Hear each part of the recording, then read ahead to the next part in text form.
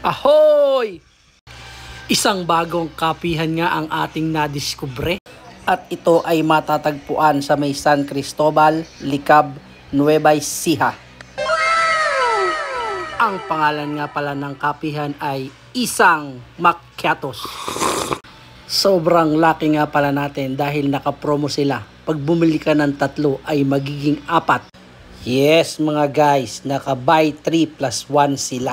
At i-take note mo ito, iba-ibang flavor pwede.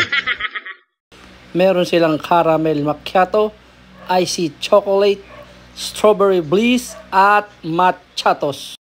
Yan nga at okay na pala ang mga na-order ko. Bali 5 yung mga binili ko. It's sticky man time. Strawberry bliss. Goods. Icy choco.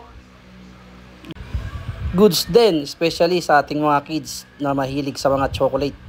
I think for the price of 49, goods na goods to. But wait, there's more. May takoyaki din, bali isang place lang sila. Ang in-order ko nga pala ay yung platter ng cheesy cheese bomb. It's chow time. Panalo sa toppings, saucy.